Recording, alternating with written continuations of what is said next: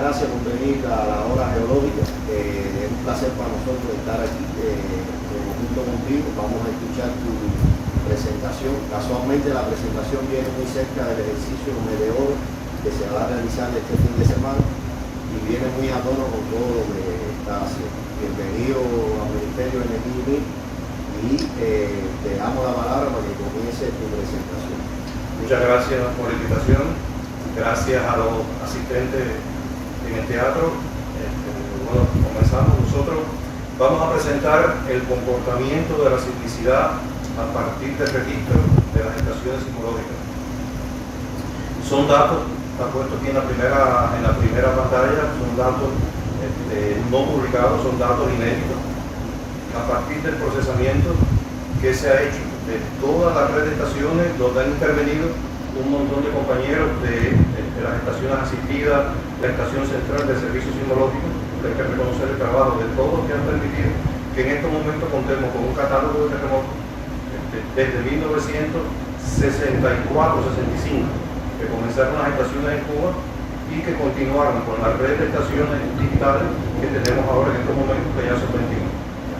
Voy a avalar para que coge el micrófono, se para, déjame llevar la silla. Buenos días reiterados. Como se dice el título, la conferencia se titula Comportamiento de la sismicidad en Cuba y nos vamos a referir fundamentalmente al comportamiento a partir de los datos registrados por la red de estaciones sismológicas y sobre todo a partir del año 1998 que comienza el registro digital. Bueno, yo quiero comenzar con algunos conceptos importantes que siempre, como pensamos que esta conferencia la vean algunos compañeros que posiblemente no estén claros de los conceptos, incluso en la prensa se confunde a veces magnitud, intensidad, y quiero comenzar por eso con algunos conceptos importantes relacionados con la parte de sismología.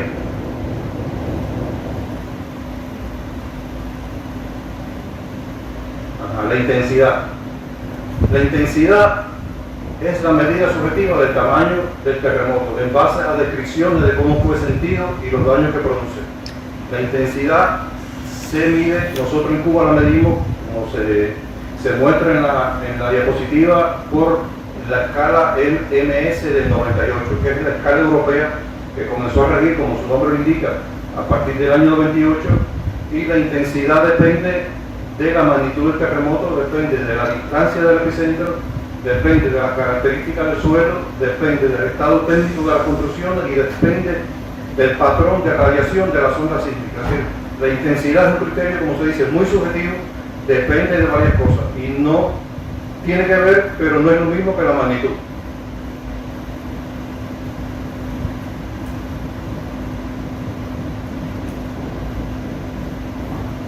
Esta es la escala macrosísmica resumen de la EMS, donde vienen los grados de intensidad del imperceptible, de lo menor de 1 a 3, ya cuando comienza a ser perceptible de 3 a 12 grados, que el grado 12 es la escala de mayor daño, como fue el terremoto de Turquía, que se evalúa en grado 12. Este resumen, como la nota que aparece en la escala macrosísmica lo dice, es un resumen que solamente sirve para ilustrar, porque la escala macrosísmica tiene casi 100 páginas y por eso utilizamos la escala EMS del 98, porque es una escala que hace una descripción muy detallada de los daños de las construcciones, el tipo de construcción, el tipo de edificación, el año que fue construido, intervienen muchos elementos para uno evaluar la intensidad. Por eso es que nosotros utilizamos la escala EMS, repito, eso solamente es descriptivo, no se debe utilizar para asignar una intensidad porque intervienen muchos factores y la escala tiene muchos parámetros a evaluar para entonces dar un grado de intensidad. La magnitud, como ustedes conocen, es la medida de la energía que se libera en el terremoto. Yo siempre hago la comparación en un bombillo, en un foco. La magnitud es decir, 40 watts, 50 watts que genera. Ahora la intensidad es a medida que te alejas del epicentro del foco, va disminuyendo. La intensidad depende si está cerca también del epicentro, sin embargo la magnitud es una sola. Ahora, es una sola relativamente. ¿Por qué? Porque como ahí está puesto, primero inicialmente Richter ideó la escala local de magnitud a partir de los parámetros en California de un sismómetro característico a una distancia característica, y después los sismólogos se dieron cuenta que la escala de Richter no era factible utilizar en terremoto lejano, terremoto profundo, con otras características, y fueron, a medida que se fue desarrollando el equipamiento, la tecnología, se fueron evaluando y analizando y llegando a la conclusión de que era factible utilizar diferentes escalas de magnitud. Por tanto, las más comunes son la escala MD, que es a partir de la duración de registro, la escala de momento, que es a partir del momento sísmico, que se determina también por software que están en este momento en utilización, la escala de magnitudes no superficiales MS y la escala de ondas de cuerpo MB. Es decir, que hay diferentes magnitudes. Un mismo terremoto puede tener una magnitud MW, que es la escala de momento, y puede tener una magnitud local y puede tener una magnitud MD, y todas están bien. A veces uno busca, por ejemplo, en el Servicio Sismológico de Estados Unidos, otros servicios sismológicos, no, que tiene una magnitud. Nosotros damos a lo mejor otra magnitud porque estamos más cerca del epicentro, pero no significa que esté mal. O sea, dependiendo de la red la distancia de las estaciones, la red que lo monitorea, así será la magnitud y la escala de magnitud que se utiliza. Hay factores importantes que tienen que ver, que influyen en la intensidad del terremoto. Por ejemplo, en la izquierda está la frecuencia de cómo llega la frecuencia del terremoto al sitio donde se registra. Las mayores amplitudes son a distancias relativamente lejanas y afectan a los edificios altos. Cuando el terremoto es cercano, afecta a los edificios de pocos pisos. Por ejemplo, en Santiago de Cuba, los edificios altos de 12 plantas, de 18 plantas, no entran en resonancia con los terremotos cercanos. ¿Por qué? Por la frecuencia. Entonces, por ejemplo, cuando el terremoto ocurrió en Haití, en el año 2010, se sintió bien en los edificios altos. ¿Por qué? Porque la frecuencia que llega es una frecuencia que entra en resonancia con la altura del edificio. Otro factor que influye es donde esté situado, si es en roca o es en suelo. Si es en suelo blando, si es en arena, si es en arcilla, el efecto de la intensidad será mayor, la intensidad será mayor del terremoto, y un mismo terremoto que esté muy cerca en roca, una construcción que esté en roca, sufre mucho menos daño que una que esté en suelo. Por tanto, todos son criterios subjetivos, relativos que hay que medir para el tema de la intensidad.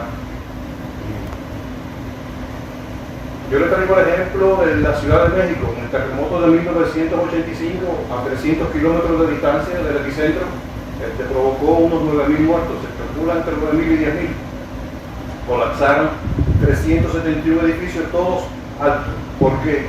Mire ahí, dos factores, lo que le explicaba. Los edificios, la aceleración, en el gráfico de la izquierda, la aceleración determinada, registrada en equipo, en roca prácticamente fue muy bajita, sin embargo en la zona de sedimento mire cómo cambia el nivel de aceleración muy alto. Y el otro factor que le explicaba anteriormente, el tema de la aceleración y el periodo de resonancia. Para los edificios altos de 10 a 14 pisos, la aceleración registrada fue muy alta. Entonces, al llegar la onda sísmica a la Ciudad de México, ocurrieron dos factores: el tipo de suelo. México estaba en una zona de antiguo lago, todo se movió, se amplificaron las ondas y entonces los edificios altos entraron en resonancia con la onda que llegó del Pacífico, de la costa del Pacífico a esa distancia. Por tanto, todos se unieron, todos los factores para que los edificios vinieran abajo. También un elemento que queremos mostrar es el tema de los mecanismos focales. Esas bolitas que se dicen que son bolitas en muchas presentaciones de otros países se llaman bolitas de playa, que no es más que el mecanismo de ruptura en el foco del terremoto. Lo que está a la derecha, para los biólogos es fácil de entender. Para los que no son biólogos, pueden ver cómo se mueven dos bloques cuando ocurre el terremoto y cómo se representa ese mecanismo, ese movimiento de la falla a partir de del mecanismo focal de las bolitas de playa, como se dice internacionalmente, cómo se representa desde una falla transcurrente arriba, una falla normal que le sigue, una falla inversa y fallas, las dos últimas son fallas compuestas, es decir, tanto movimiento transcurrente como inverso o normal. Por tanto, cuando uno ve una pelotita de esta, ya usted sabe qué mecanismo de ruptura, qué mecanismo de falla puede haber. Siempre la solución va a dar, son dos planos, pero cuando uno ve el ambiente tectónico donde ocurre el terremoto, se da cuenta a qué plano corresponde, si es uno u otro. Entonces eso se calcula tanto de manera manual, hay diferentes programas, nosotros estamos utilizando lo que está a la izquierda, que es un método de inversión de onda que permite automáticamente, con un procesamiento un poquito largo, a partir de la llegada de las estaciones, de la siguiente de las estaciones, calcular el mecanismo de ruptura de un terremoto. Ahí está un terremoto de Santiago de Cuba, donde el mecanismo es un poquito compuesto, extrae el con un poquito de falla inversa. Bueno, regreso un momentico al anterior. Ese grafiquito a color que está aquí también tiene que ver con la intensidad del terremoto. Hay veces que hay discusiones cuando hay un terremoto en un lugar, no que este terremoto fue de esta falla o de otra falla, porque la onda se distribuyó, o fue de una dirección o fue de otra. Ahí está en rojo donde se produce la compresión y en azul donde se produce la dilatación, en dependencia del mecanismo de dilatación de ruptura. En unos lugares se va a sentir más o en otros lugares se va a sentir menos, y no significa que ese terremoto sea de una falla, es decir, la discusión de una falla a otra, sino más bien por la distribución de las ondas, cómo se distribuyeron en función del mecanismo de ruptura de la falla. Bueno, vamos a entrar ya en materia técnica, el contexto geodinámico del territorio cubano. Como bueno, casi todos conocemos, o todos conocen, Cuba está en la placa de Norteamérica. ¿Por qué ocurren los terremotos con más frecuencia en la parte sur y en la parte nororiental de Cuba? Porque son zonas de límite de placa. La falla oriente, que está al sur, que limita la placa de Norteamérica con la microplaca de Gunave, y la falla del norte de la Española, que termina tentativamente al norte de la zona de Holguín, de la provincia de Holguín. Tenemos que estudiar a ver, es una de las tareas pendientes, cómo termina esa falla del norte de la Española. Tiene que ver con lo que vamos a ver de Arturo ahora, porque es una de las tareas que tenemos nosotros como parte de los estudios que estamos haciendo de geodinámica, determinar todo el contexto de la falla norte de la Española, porque la falla oriente, que va desde la zona de Islas Caimán hasta Haití y República Dominicana, que colinda con la falla septentrional, es una zona de falla que está bastante bien conocida. El contexto geodinámico sismotectónico de la zona del Caribe, aquí se muestra toda la parte de las Antillas Menores, cómo está la zona de solución de la placa del Atlántico con relación a la placa del Caribe, toda la parte norte, que es lo que nos interesa en relación a Puerto Rico, el norte de la Española, que comprenden Haití y Dominicana. Es una zona muy activa, nosotros estamos registrando terremotos constantemente en esa zona. Ahí se unen en la parte norte de Haití y Dominicana dos fallas, la falla norte de la Española y la falla septentrional, y cuando ocurre un terremoto ahí hay que definir bien claro a qué falla corresponde con la consecuencia que puede tener. Si es en el norte de Haití o el norte de Dominicana y una falla inversa, puede tener peligro de tsunami. Si es la falla septentrional, que es la continuación de la falla oriente, no tiene peligro de tsunami, por tanto el mecanismo de ruptura es un mecanismo de un plano vertical con un mecanismo de desplazamiento horizontal. Esta es la diapositiva que muestra esto mismo que mencionamos anteriormente. Cuba pertenece a la placa de Norteamérica y lo demuestra los puntos de mediciones permanentes que tenemos tanto en Norteamérica, en el Caribe como en Cuba. La de la izquierda fue un procesamiento procesamiento que se hace es un procesamiento que se hace online en la página del UNASCO, y usted puede determinar ahora mismo, si usted entra a ese link, puede determinar los vectores de desplazamiento de la placa de Norteamérica, de la placa del Caribe, y se ve cómo es un desplazamiento antihorario totalmente de la placa de Norteamérica. El mapa que está arriba, la parte derecha, se ven los desplazamientos determinados por el doctor Jorge García en el año 2022, también del Caribe, donde se muestran los vectores de Cuba, de Jamaica y las Caimán, Bahamas y la Florida, que son coherentes con el movimiento de la placa de Norteamérica, conjuntamente con los puntos permanentes que pertenecen a la ITRF, que están en Santiago de Cuba y Camagüey, y la imagen de la derecha inferior muestra los puntos permanentes, que son desde Cuba, uno que es del SENAI, y los puntos temporales que se están midiendo desde el 2018, y muestran el movimiento coherente de la placa de Norteamérica, que es decir, los tres mapas son coherentes con el desplazamiento este-oeste de la placa. Así que no hay ninguna discusión en mostrar que la placa que Cuba pertenece a una microplaca, ¿no? Cuba pertenece, está soldada a la placa de Norteamérica y se mueve como parte de la placa de Norteamérica. La sismicidad histórica, un breve repasito de la sismicidad histórica. Los terremotos registrados históricamente desde el siglo XVI hasta el año 1964-65, cuando comenzó el registro instrumental, muestran fundamentalmente terremotos en la parte suroriental de Cuba que han afectado a Santiago de Cuba. Hay 20 terremotos de magnitud 7, 8 y 9 en la parte suroriental. Aquí hay que hacer una aclaración, porque muchos terremotos de estos están referidos a la ciudad donde se sintió. Estos terremotos históricos fueron buscados, revisados por los archivos de las Indias, fundamentalmente por el doctor ya fallecido Tomás Chuy, estos terremotos reflejan cómo se sintió en esa ciudad. No significa que el epicentro del terremoto esté precisamente en ese lugar. Sí, están cercanos a ese lugar, pero no necesariamente tienen que estar en ese lugar. Pero bueno, da una idea de la sismicidad histórica que ocurrió cuando no había estaciones. Este mapa muestra un trabajo que hicimos entre el doctor Manuel Iturralde y yo, de las ciudades que han sido afectadas históricamente también desde el siglo XVI, para alertar de las ciudades que pueden estar en peligro de un terremoto fuerte. Aquí están las de intensidad 5 y 6 en verde, intensidad 7 y 8 en anaranjado e intensidad 9 en rojo.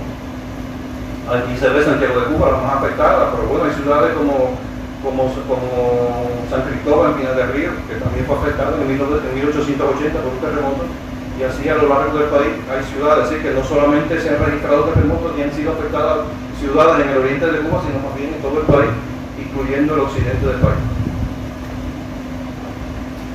Ahora, ya comenzamos cómo se realiza el monitoreo sismológico en Cuba. Yo pongo un sismómetro chino del año de antes de nuestra era, antiquísimo. Nosotros contamos en este momento con 21 estaciones sismológicas distribuidas, como se ve ahí en el mapa de la tierra, en todo el país. Estamos tratando ya de este año completar la red de estaciones en la parte occidental.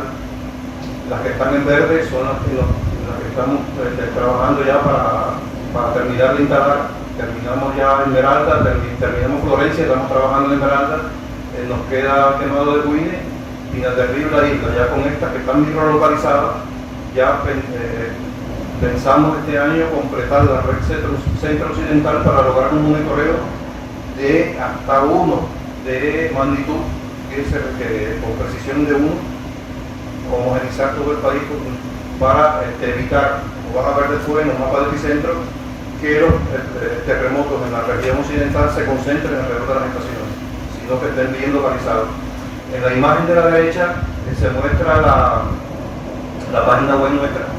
Usted, cualquiera que puede estar en Cuba, en internet, como digo, en Tachiquistán, en China, en Groenlandia puede conectarse con la página web nuestra y ver el registro en tiempo real de cada una de las estaciones sin ninguna dificultad, y ver si un terremoto tanto lejano como un terremoto cercano lo puede ver el registro y se identifica muy bien el registro lejano, que yo muchas veces lo he compartido, el registro cercano de las estaciones sismológicas nuestras, y puede verlo ahí en tiempo real sin ninguna dificultad. La página web nuestra, no es que esté haciendo propaganda, sino como parte de la información que nos pide la dirección del país, estamos publicando mucha información sismológica, de documentos, de todos los materiales didácticos que pueda acceder a la población para tener acceso a él. Cuando usted ve el parte diario o el parte semanal o alguna información, la zona, nosotros dividimos el país en diferentes zonas, y esa es el área nuestra de monitoreo de la red sismológica, que le llamamos red de área local, desde los 19 hasta los 24 y desde los 73 hasta los 85 de los Bilugos oeste. Y así dividimos a partir de la parte, sobre todo en la parte sur, de los procesos geodinámicos que ocurren. Zona Caimán, Cabo Cruz, Pilón Chivirico, Bardonado y Mías, y ya en el resto del país áreas más grandes, porque realmente no se puede dividir en áreas más pequeñas, pero bueno, esa es la referencia para los partes que nosotros emitimos como Servicio Sismológico Nacional. Nosotros, esto es de poco conocimiento, nosotros transmitimos en tiempo real, aportamos a la red de estaciones internacionales por medio del consorcio que se llama IRIS. Esas estaciones que ustedes ven en el mapa de la izquierda están permanentemente. Si ahora con un terremoto en México y usted busca el Servicio Geológico de Estados Unidos, ¿qué estaciones utilizó? Bueno, en Costa Rica o en Venezuela o en otro país del Caribe, Centroamérica, cercano a Cuba, usted puede ver las estaciones cubanas que utilizó el Servicio Geológico de Estados Unidos u otros servicios sismológicos, por cuanto están transmitiendo la señal en tiempo real, y nosotros a la vez recibimos unas 55 estaciones de Norteamérica, Sudamérica, el Caribe y Centroamérica, también en tiempo real.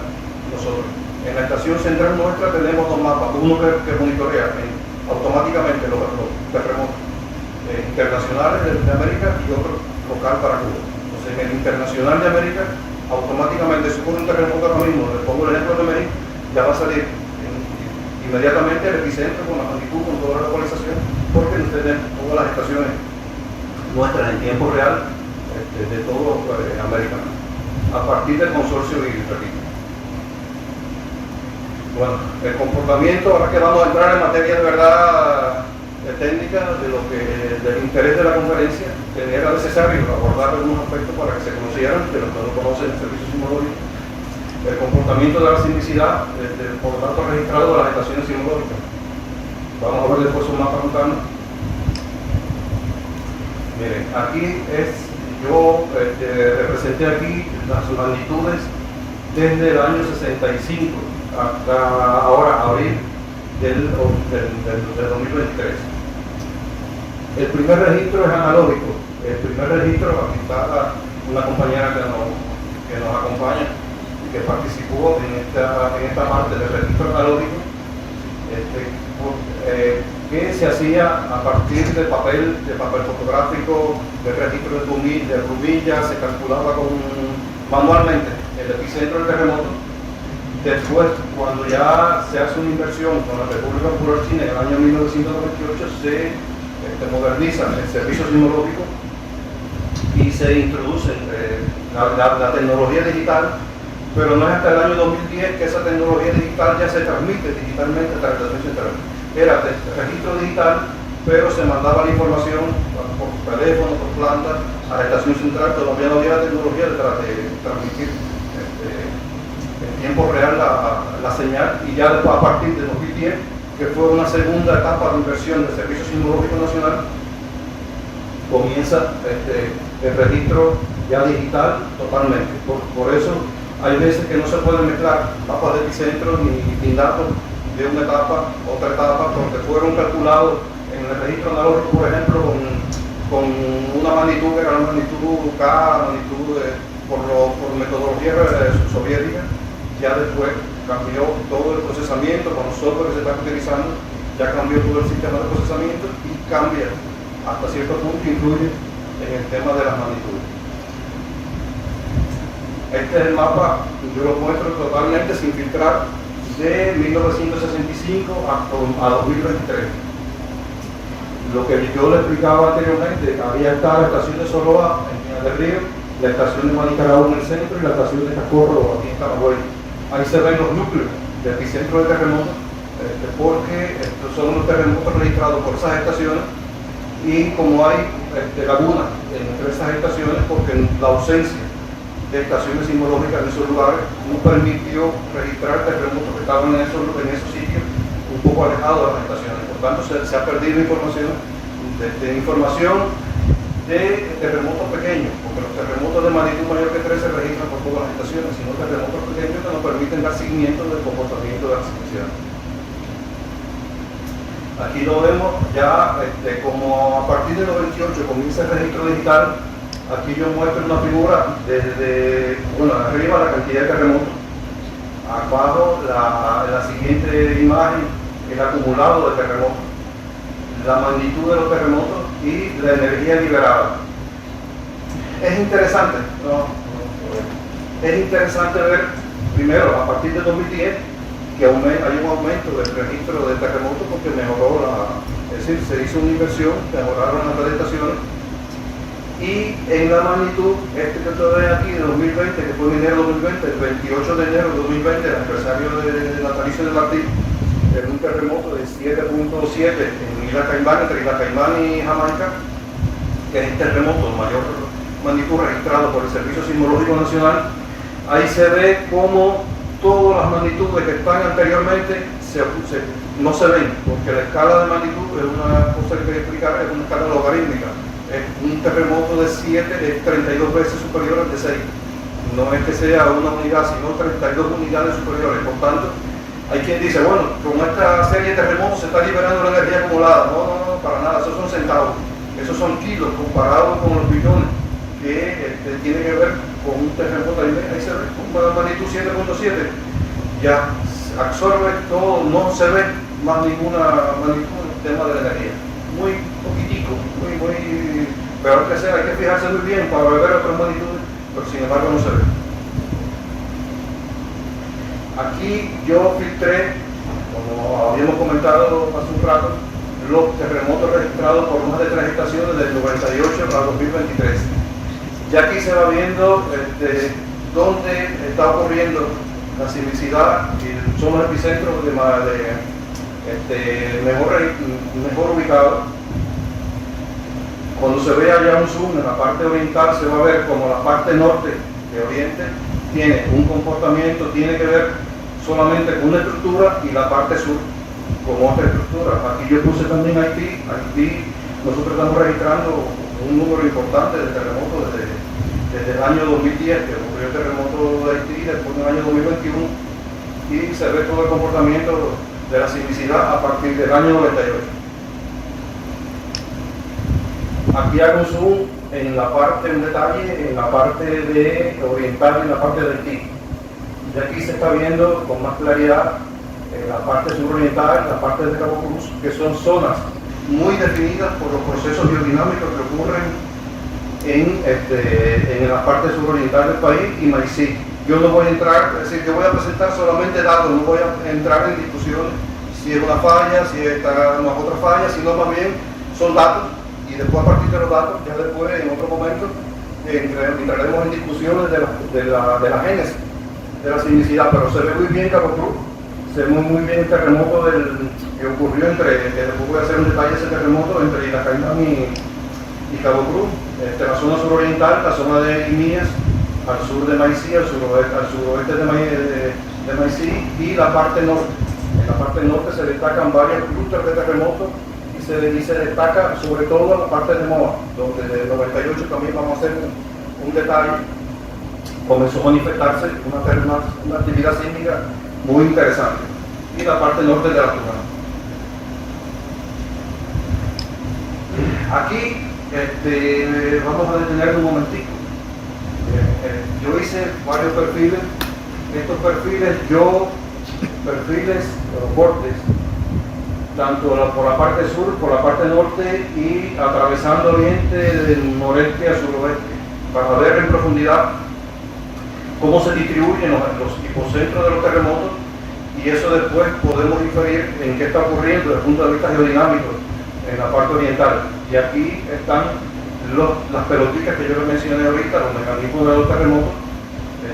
Ustedes ven cómo varían las pelotitas, depende del esfuerzo que está ocurriendo, las tensiones que tienen acumuladas y cómo se están liberando de esas tensiones.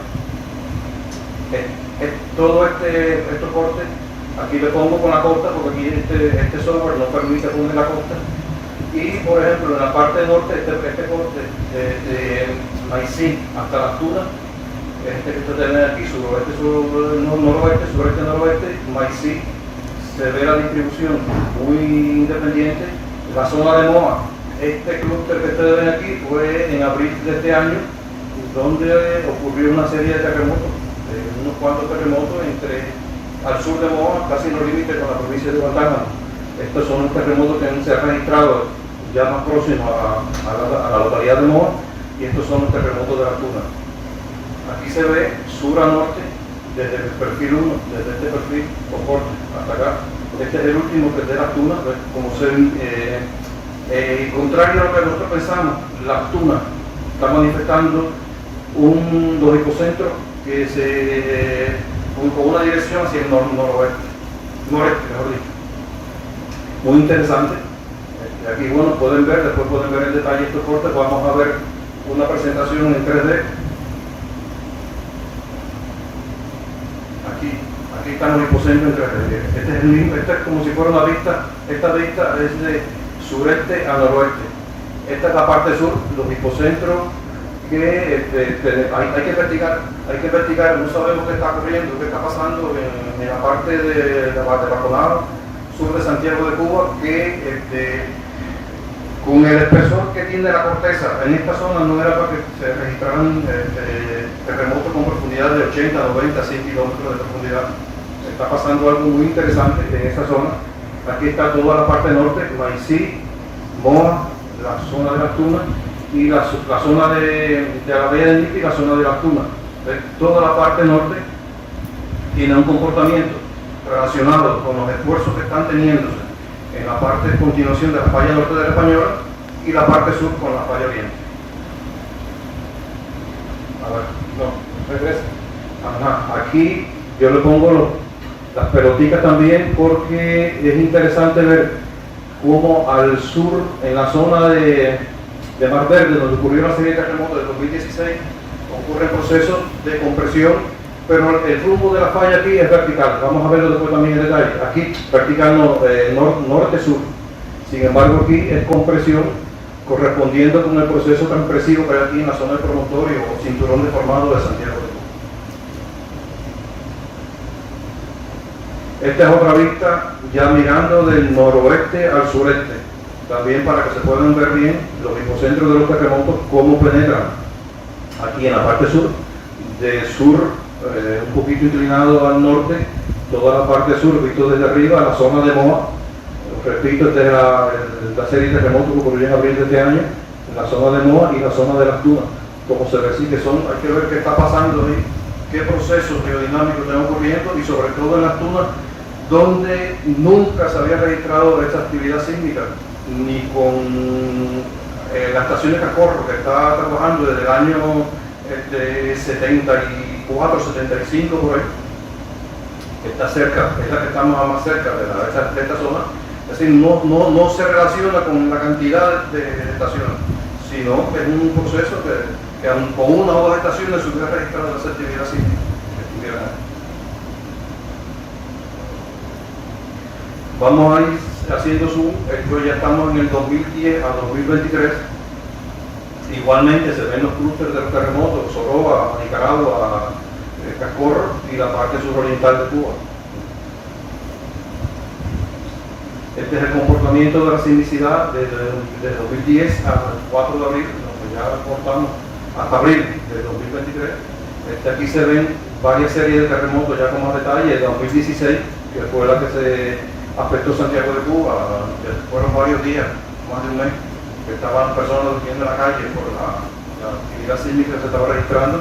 Después se repitió, esta comenzó 17 de enero de 2016 y aquí fue 17 de enero de 2017, es decir, dos series de terremotos que comenzaron el mismo día. Y para los sismólogos el 17 de enero es un día histórico porque ocurrió el terremoto de Norwich, California en el 95 y el Kobe en Japón en el 94. Entonces, coincidiendo, hay fechas que los terremotos corren para ocurrir sin tener que ver una cosa con la otra, ¿no? Uno con el otro. Aquí este es un tema que venimos siguiendo con los compañeros, con los especialistas haitianos y franceses que estamos trabajando de conjunto, porque, a ver, en Haití ocurrió el terremoto de 2010 de magnitud 7, con un incremento notable de la sismicidad, y en esa misma fecha, 2 meses después, en marzo, ocurrió una actividad sísmica anómala en Baconao con un terremoto de 5.6, que es el que más, de mayor magnitud se ha sentido hasta esa fecha. Y en el 2021 ocurrió un terremoto mayor de 7.2 más cerca de Cuba. Sin embargo, aquí se ve en el número de terremotos y la magnitud que no influyó en nada en Cuba. Es decir, nosotros consideramos que este terremoto puede haber influido por las tensiones que se liberaron, las deformaciones que se liberaron en Haití, puede haber influido en la parte sur de Cuba, en la zona de Baconao. Sin embargo, esperábamos que la actividad sísmica del 2021, del 7.2, que ocurrió en la misma falla Enriquillo, Planta y Garden, al oeste de Puerto Príncipe, hubiera afectado. Sin embargo, no afectó en nada, no influyó en nada en la sismicidad de Cuba. Aquí estos son gráficos que permiten ver también el comportamiento de la sismicidad en tiempo. Esto es latitud, este es norte, este es el sur. Aquí se ve en tiempo desde el 2010 hasta la actualidad las series de terremotos que han ocurrido: 2014, 2016, 2017, 2020 y acá en el sur también de Guinea. Sin embargo, y esta es la zona de las Tunas, que comenzó después acá en el norte. Y en longitud también, cuando a veces uno limpia bien un poquito de esta serie de terremotos, ven que antes de la serie hay un gap sísmico, así, hay una ausencia de terremotos, que eso en muchos países lo utilizan para, como pronóstico. Cuando hay un gap sísmico, que hay una ausencia de terremotos, después viene una serie. Aquí en Guinea se vio muy bien, aquí un poquito en Baconao en el 2016, después en 2017, y aquí también en Cabo Cruz, en el año 2020, el 28 de enero, también se ve un poquito 2020, aunque no es una zona muy activa, pero sí se ve también que hay una ausencia de terremotos. Así, tanto en los gráficos espacio-temporales, en latitud como en longitud, se ven muy bien las series de terremotos que han ocurrido a lo largo de las diferentes zonas activas de Cuba. Y esto es un esquema que yo quería presentarle, o un mapa, porque lo que estamos vinculados con Ciencia de la Tierra, estamos trabajando en esto, tenemos que ver con los esfuerzos que están ocurriendo, ¿no? Como yo lo expliqué, cada pelotica de esta significa si es compresión, si es dilatación, compresión, dilatación. Entonces es interesante, por ejemplo, este terremoto del 28 de diciembre del 98 en Moa, que el resultado fue un mecanismo de compresión de la placa de Norteamérica chocando aquí con el oriente de Cuba. Sin embargo, acá, en la parte del terremoto de Corralillo y el terremoto de Varadero, más bien los mecanismos son de tensión, de dilatación.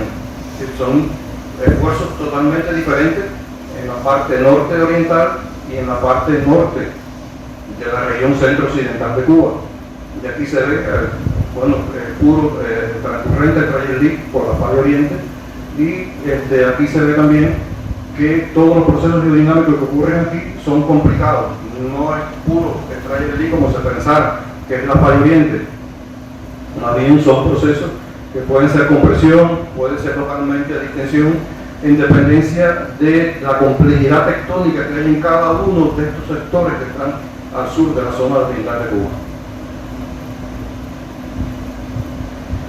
Aquí ya más cercano, solamente los terremotos registrados 2022 y 2023. Y aquí se ve que lo que le explicaba de las dunas, a pesar de que esta es la zona límite de placa donde se espera la mayor actividad sísmica en Cuba, la mayor actividad desde noviembre de 2022 hasta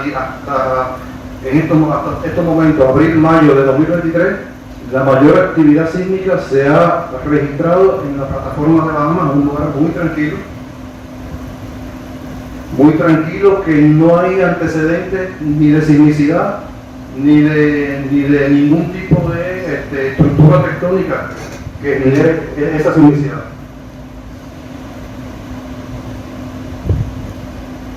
Aquí yo hago un zoom también en la parte de la Tuna, el terremoto del 8 de noviembre de 2022, que tuvo una magnitud de 5, fue sentido en todas las partes de Moa hasta Camagüey, en toda la parte norte de Cuba, incluso hasta hay reportes de Granma, de Santiago de Cuba y otras localidades, porque fue un terremoto muy interesante que, repito, sin precedente en la historia sismológica de Cuba y sin que haya un grado de estudio geofísico, geológico, que demuestre que hay una actividad o alguna zona tectónica importante ahí. No hay nada, es una zona de carbonatada, de plataforma carbonatada, que no, hay que investigar, es una de las tareas que tenemos nosotros que investigar, tanto los geólogos, los sismólogos, todo lo que estamos vinculados a la ciencia de la Tierra, tenemos esa tarea pendiente por investigar. Y esta es parte de hoy. Así amaneció hoy Cuba, en la parte este es el mapa, parte de esta mañana, desde ayer. Estos son las últimas 24 horas, del día 16 hasta hoy día 17, dos terremoticos en la parte aquí de Bacomao, Santiago de Cuba, y un terremotico al norte del sitio. Amanecimos hoy bastante tranquilos con la actividad sísmica, que a veces no es bueno, como yo ahorita lo expliqué, que mucha tranquilidad puede venir después en alguna actividad sísmica como la. Ahora, terremotos interesantes. Vamos a hacer un zoom aquí para ir cerrando con terremotos interesantes que han afectado a Cuba desde el año 2000. Comenzamos por el occidente, Pinar del Río. El 29 de junio del año 2021 ocurrió un terremoto cerca de San Cristóbal de 5.8 de magnitud, con afectaciones al hospital de San Cristóbal, que por ser un sistema girón sufrió afectaciones. Este círculo que ustedes ven aquí, lo que les expliqué hace un ratito, que es debido a que la única estación que está aquí es la estación de Soroa, y estos terremotos están registrados por una sola estación y tienen un error acidental muy grande. Por eso estamos trabajando en poner otra estación aquí en Pinar del Río, para que nos ayude el monitoreo de la actividad sísmica del occidente del país, y este es el epicentro del terremoto, localizado por varias estaciones, muy cerca de San Cristóbal. Hay que seguir estudiando, a ver si fue la culpa de la falla Pinar o otra falla o una falla secundaria, pero bueno, el resultado es, como les digo, estoy mostrando datos, después veremos los análisis, pero bueno, estoy mostrando datos del monitoreo de la sismicidad. Este es Varadero. Seguimos de oriente para acá. Varadero ocurrieron terremotos interesantes de 7 de octubre, 2.7 y 2.8 del año 2000, que se sintieron en toda la zona de Varadero. El 30 de julio después, en el 2017, 4.5. Este terremoto causó afectaciones, varias instalaciones hoteleras de ahí de Varadero, con una intensidad máxima de 7. Y en la zona de Corralillo, en 2014, el 9 de enero, se registró un terremoto de 4.9 y después el 9 de marzo de 4.5, aquí está el epicentro, y aquí en el gráfico espacio-temporal refleja a partir de 2014 la sismicidad, el incremento, son terremotos acumulados, y este es el número de terremotos puntuales. Como a partir del año 2014 comenzó a incrementarse la sismicidad entre el sector de Corralillo y el sector de Varadero. Y sin entrar en muchas discusiones, este es el mecanismo del terremoto de Varadero del 30 de julio, 29 de julio o 30, depende de la hora que se coja, UTC o hora local. y el plano de falla es un mecanismo que dio también de extensión.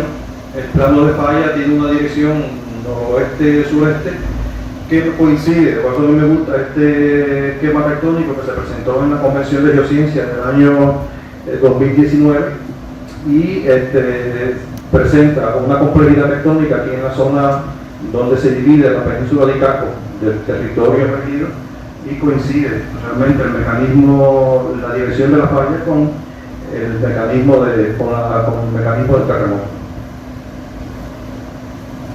Estos son los terremotos de Corralillo determinados por el Servicio Geológico de Estados Unidos y por el SENAI, donde en ambos casos da muy similar. Son fallas, como si fueran fallas de extensión que se está viendo el territorio, ¿no? Como apertura del territorio. Seguimos para MOA. En MOA, bueno, ustedes ven aquí, MOA ha ocurrido una actividad sísmica bastante importante desde el año 98, que tampoco tiene que ver con el incremento de las estaciones, porque en la zona de desagua y MOA hay estaciones desde los años 70 para los estudios que se hicieron sismotectónicos para la construcción de la central nuclear que se iba a emplazar en el norte de Holguín.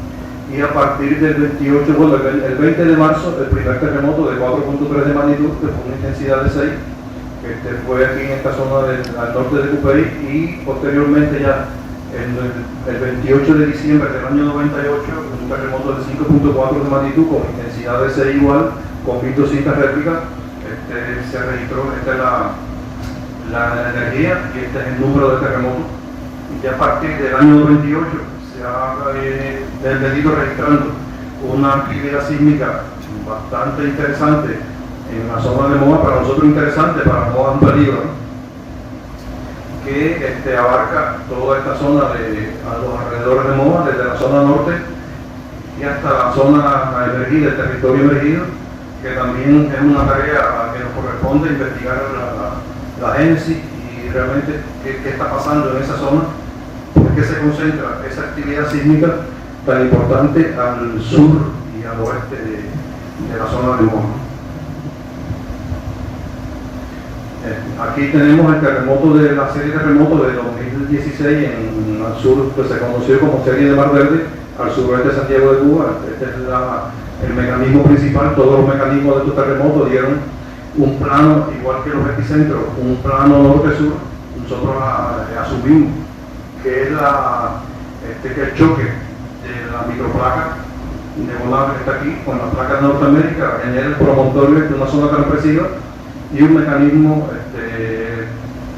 compresivo que hace que esta microplaca penetre un poquito por aquí abajo, por debajo del promontorio, y se forme esta zona de compresión con un mecanismo, con una zona de falla norte-sur. Y este es el terremoto, ya un poco para ir cerrando con los terremotos interesantes. Este es el terremoto del 7.7 del 28 de enero de 2020, que fue entre Cabo Cruz, 7.7 entre Cabo Cruz y Isla Caimán. Es interesante que el terremoto principal fue aquí y después hubo una zona que prácticamente no hubo réplica, muy poca, y después continuó rompiendo a varios kilómetros al oeste. Aquí se analiza de varias maneras, como que esta zona es una zona de espesor de la corteza muy pequeño, como que es una zona que es de poca fricción, poco acoplamiento, como se dice ahora, y que prácticamente no generó muchas réplicas, y que las réplicas se concentraron en una zona donde había, al sur de Isla Caimán, donde había mayor acoplamiento. Aquí un terremoto de 6.1 y vamos a ver la secuencia de réplicas y cómo se maneja este terremoto. Aquí, bueno, igual los mecanismos, el mecanismo del terremoto principal, transcurrente, limpio, el terremoto principal y después las réplicas que se tuvieron. Esto fue por el registro sísmico nuestro. Primero ocurrieron aquí considero que premonitores antes de este terremoto en enero, una serie de terremotos aquí en Cabo Cruz. Después ocurrió este terremoto y después se ve que la zona de ruptura es a todo lo largo de esta zona de la playa oriente, en las inmediaciones de Isla Caimán, y sin embargo la mayor cantidad de réplicas fue aquí al sur de Isla Caimán. Muy interesante el estudio de este terremoto.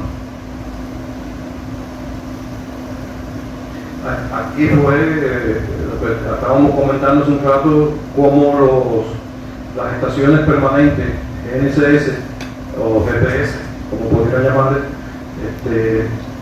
monitorearon estas deformaciones en dependencia de las presiones que se monitorearon y la liberación de tensiones. Aquí hay algunas estaciones en esta dirección y en otras estaciones en dependencia de la ubicación de cada estación, cómo monitorearon el desplazamiento del terreno en esas estaciones. Este es otro gráfico que se presentó ahora en la Convención de Geociencia, donde se ve en un corte en profundidad la zona de ruptura del terremoto y después las principales réplicas del terremoto. Aquí igual se ve en estos gráficos, se puede observar las principales, el epicentro y las principales réplicas del terremoto y todo el monitoreo y todos los cortes que se hicieron para determinar las deformaciones liberadas del terremoto a partir de esto. Aquí se ve también el tiempo, el terremoto principal y después la réplica, como la liberación de cuarzo ocurrió, que es muy interesante, la verdad. Entonces, ya está cerca el terremoto fuerte. Este es lo que todos siempre queremos saber, el miedo, ¿no? Continuamos. Bueno, en el presente siglo han ocurrido varios terremotos, que hemos hecho algún resumen de alguno de ellos, de mayor de 7, comenzando por aquí por Haití, de 7 el 12 de enero del 2010 y el 14 de agosto del 2021, que hemos hablado de ello ya, y en la zona de falla oriente y la falla Polochi-Motagua han ocurrido terremotos de 7.3 en el 2009, 2018, después de 2020 que acabamos de ver ahora, del 28 de enero del 2020, y como ustedes ven, esta zona es la zona donde no ha ocurrido en el norte del Caribe de hace más de 91 años, de 90 años, ningún terremoto fuerte. Esta es la zona de Baconao, este es Santiago de Cuba. Estos son los terremotos que han ocurrido, que se han registrado desde el año 1965. Como ustedes ven, todos de magnitud 5, ninguno supera la magnitud de 5 a 6, ninguno llega a 6 de magnitud. Y aquí se ubica el epicentro del terremoto de 3.7, del 6.7 del 3 de febrero del 32. Por tanto, en esta zona nosotros consideramos que es una zona de acumulación de tensiones donde puede ocurrir el terremoto fuerte que se espera, ¿no? que estaba pronosticado para que afecte la zona suroriental y que ha ocurrido durante muchos años.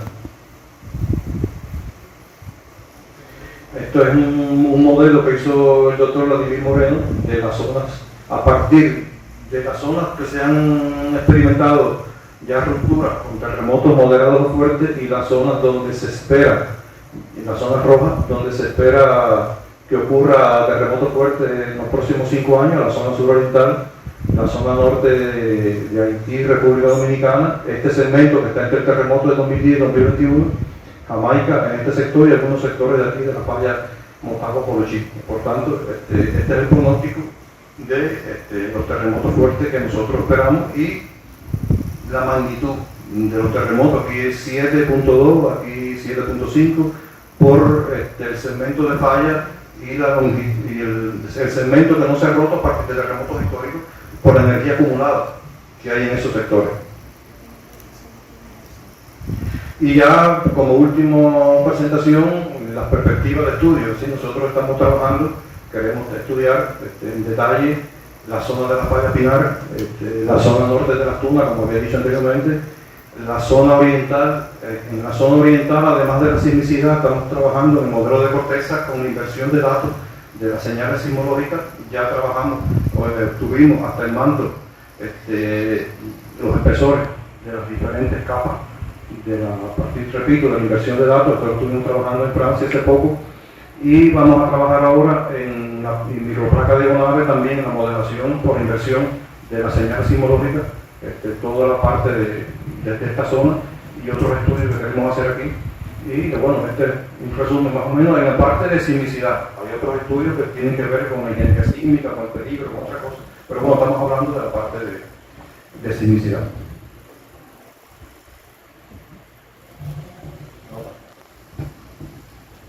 Bueno, muchas gracias a todos, gracias por venir. Bien, muchas gracias Arango por la presentación. Esto parece que no se escucha, pero me escuchan bien todo el mundo. Me interesó mucho sobre todo los modelos 3D de los hipocentros. Creo que es la primera vez que lo veía, algo muy... Y bueno, quería, si alguien tiene alguna pregunta, algo que le quieran hacer, Ramón, Miguel. Repito, estos son datos como los registra el servicio sismológico, no entre el modelo sismotectónico, el modelo de falla, el modelo de otra cosa. Me parece muy bueno que estamos mostrando la información que hay y no las interpretaciones de esa. ¿Alguna pregunta que quieran hacerle, Ramón?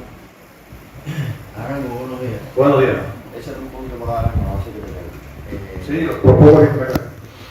Mira, hace unos meses que yo hice un trabajito ahí que publiqué porque es una estructura que a mí se me ocurre, que yo veo y que la veo en muchos materiales. Y es una estructura en forma de alineamiento que va desde Pilón, desde Cabo Cruz, por todo el sur de Cuba, el sur de la Siena de Zapata, y sale por acá por la zona entre lo que hoy es Artemisa y Pinar del Río. Yo le llamé el alineamiento, no me acuerdo, Cabo Cruz, Zapata, San Cristóbal. No son muchos, pero a lo largo de toda esa estructura hay varios sismos. Y da la casualidad que en la intersección de ese alineamiento con la falla Pinar es donde ocurren muchos sismos. Cada rato ocurre el sismo. Y bueno, solamente yo quiero que los que son sismólogos, que no soy nada, yo soy geólogo, que se les pudiera prestar atención a ese alineamiento por la importancia que pudiera tener como una línea que une varios sismos. A lo largo de ella, si pudiera ser una estructura sismomediadora, pudiera tener alguna importancia, o que pudiera tener alguna implicación en la ocurrencia de estos sismos que hay en San Cristóbal y a su alrededor, porque desde el punto de vista geológico hay una ruptura ahí a ambos lados de esa línea. Sí. Hay cosas diferentes desde el punto de vista geológico. Yo vi el artículo, entonces, bueno, me interesaría... Es interesante y hay que seguirlo. ¿Qué pasa? Nosotros nosotros trabajamos mucho con los datos y con los mecanismos y sobre todo con el ambiente geodinámico.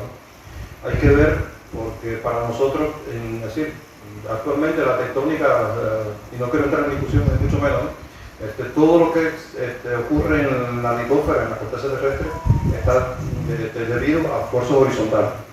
Si hay alguna elevación, algún mecanismo de levantamiento, se ocurre por compresión.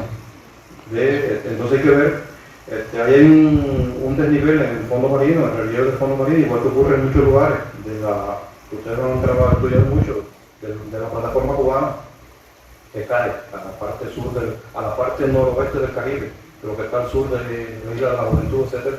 Todo eso cae, hay un desnivel grande, igual que ocurre en la Bahamas, ocurre en otros lugares, y hay que estudiarlo, realmente hay que estudiarlo, ¿no? Y ver, sobre todo, si hubiera un terremoto de mayor magnitud que permitiera determinar el mecanismo del terremoto y ver a qué esfuerzo, qué ambiente geodinámico está ocurriendo.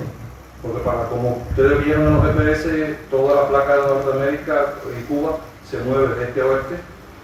Para nosotros el principal elemento geodinámico que ocurre, que hace que se mueva Cuba, es los esfuerzos que vienen del centro de dispersión del Atlántico, del centro atlántico, que hace que la litosfera oceánica se mueva hacia el oeste igual que la placa de Norteamérica, y todos son ese sigma 1, el esfuerzo principal que ocurre en Cuba.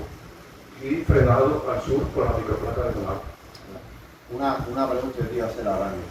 El enjambre que ocurrió en Moa, que fue hace ya un tiempo, y el que está ocurriendo ahora en el norte de Camagüey y Las Tunas, en profundidad, la disposición de los hipocentros tiene aproximadamente la misma inclinación. Sí, pues sí tienen cierta inclinación. A ver, un poquito más vertical la parte del norte de entre Maicí y Tunas, ahí, Moa, ¿no? Toda esa zona de entre Maicí y Níquel. Tiene más bien, como tú viste, Es más es vertical. un poquito más vertical, y Tunas está independiente, como algo que está ocurriendo ahí, que se está inclinando los hipocentros noreste, Ya. hacia el noreste. ¿Y habrá alguna relación entre esos dos enjambres, como que aquí se liberó mucha energía en un momento determinado y ahora le corresponde a esta parte de eso, o serán completamente Para mí son independientes? diferentes, independientes completamente, porque incluso si estuvieran en la misma dirección de la falla norte de la Española, entre Bahamas y Cuba, en toda la parte que está hundida, en el canal viejo de Bahamas, toda esa parte de ahí, que muchos plantean que está la falla norte de la falla norte cubana, como continuación de la falla norte de la Española, pudiera ser, sí, pero esto está sí, fuera de todo el contexto tectónico que se conoce en estos momentos, y con una distribución anómala totalmente a lo que pudiera esperarse, con una inclinación hacia el sur. Y otra pregunta, a todo el mundo le sorprendió, a pesar de que se conoce y hay muchos artículos hasta en periódicos, el nuevo terremoto en San Cristóbal. Esta zona,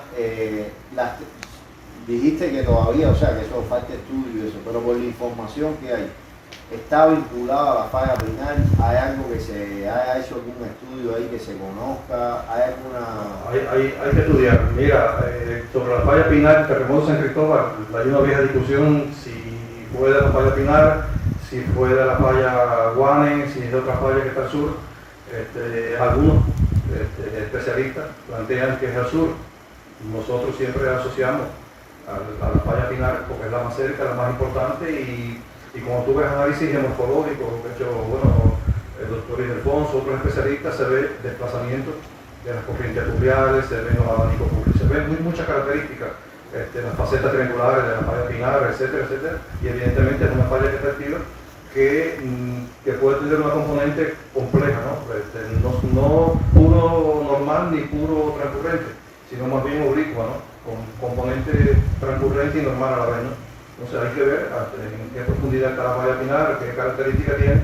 Por eso es tan importante el monitoreo a partir de estaciones GPS temporales o permanentes que nos den la tasa de deformación del bloque de la Sierra de los Órganos y Sierra del Rosario y la llanura sur, para ver qué componente y qué se está moviendo y en qué dirección se está moviendo.